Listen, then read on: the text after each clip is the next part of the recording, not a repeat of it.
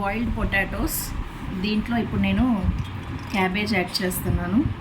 Chop చేసుకున్న cabbage, దాంట్లోనే capsicum and carrot, ఈ వెజిటేబుల్స్ అయితే యాడ్ చేసేసాను.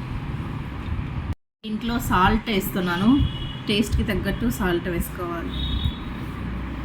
సాల్ట్ తర్వాత కొంచెం పసుపు వేస్తున్నాను.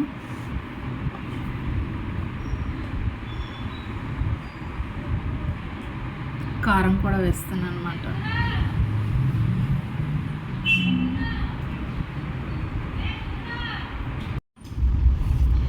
ఇప్పుడు దీంట్లో నేను కార్న్ఫ్లవర్ అనేది వేస్తున్నాను.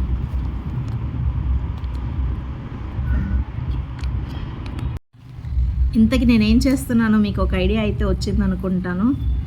ఇప్పుడు కార్న్ఫ్లవర్ మిక్స్ చేశాను, వెజిటేబుల్స్ ఉన్నాయి, దీంట్లో మసాలాలు వేసాను. ఏం చేస్తున్నాను అనుకుంటున్నారు? గెస్ చేయండి ఏం చేస్తున్నాను. మంచూరియా అండి. మా పిల్లలకి చాలా ఇష్టమైన మంచూరియా. బయట నుండి తెచ్చుకోవడం కంటే ఇంట్లో చేసుకోవడం బెటర్ అని ఈ మంచూరియాని తయారు చేస్తున్నాను. ఇంట్లో అయితే బ్లాక్ పెప్పర్ వేస్తున్నాను. బ్లాక్ పెప్పర్, మిరియాల పౌడర్ వేస్తున్నాను. ఇలా రౌండ్ బాల్స్ అయితే చుట్టుకుని పెట్టుకుంటున్నాను అండి ఫ్రై చేయడానికి. చేసుకుంటున్నానండి. బాల్స్ లాగా పెట్టి ఫోల్డ్ చేస్తున్నాను కదా. ఇంకా ఫ్రై అయిపోయిందండి. దీన్ని సపరేట్గా తీసేయటమే ఇంకా ప్లేట్లో.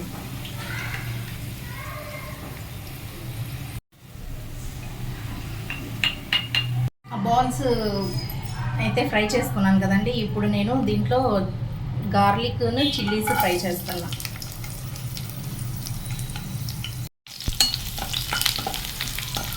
ఇప్పుడు ఇలా ఫ్రై అయిన తర్వాత దీంట్లో డైస్ చేసుకున్న ఆనియన్స్ అయితే యాడ్ చేస్తాను.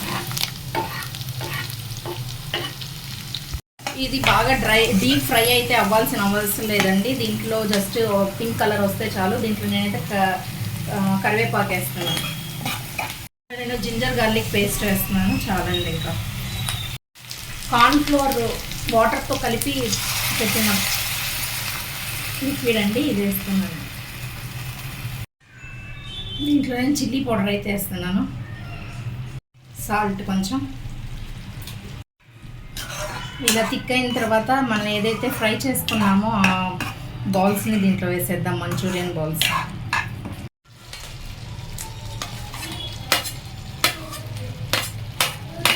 ఇట్లయితే కలుపుకోండి.